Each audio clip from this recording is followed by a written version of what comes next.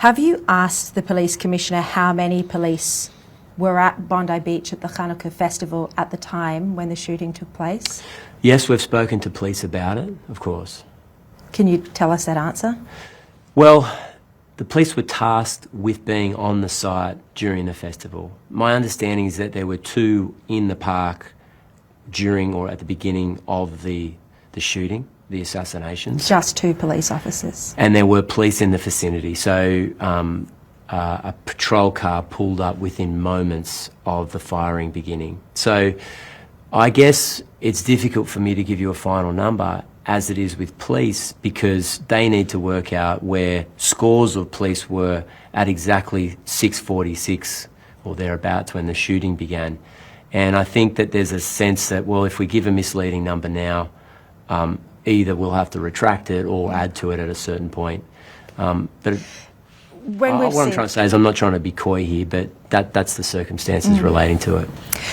When we've seen the pro-Palestinian protests every other week in the city, there are dozens, if not hundreds, of police officers. So why was a high-risk event like the Hanukkah festival have so limited police resources that, at the time of the shooting, only 2 on site?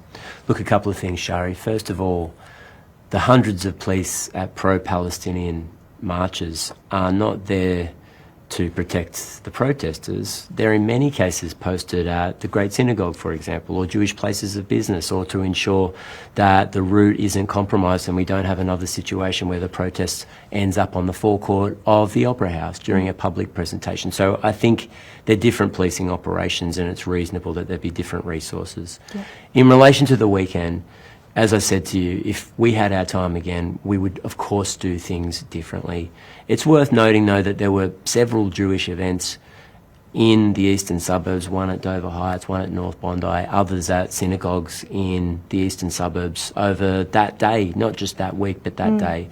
And police were tasked with going to all of them at different points during their shift. I'm really not trying to not give the information, but we need to work out how many were on site when the shooting began. But your information is 2 physically on site and then another cop car pulled up. I mean, 2 on site. That is a horrifying thought, that there was more than 1,000 Australian Jews left so vulnerable, like sitting ducks or lambs to the slaughter, as Alex Richardson put it to me last night. Yeah, look, I understand, of course. I mean, we've had a terrible, terrible tragedy. We've had the murder of Jewish Australians in the eastern suburbs. They weren't protected by police with only 2 on site. Well, a couple of things. I mean, I think it's important to note that police, obviously, when the shooting began, did engage the shooters. We've got 2 in critical condition in New South Wales hospitals. We have several police officers that engaged with sidearms from 50 metres away, fighting and firing with someone who had a long arm and a tactical advantage over New South Wales police. So they did engage, and they did shoot both offenders, killing one of them.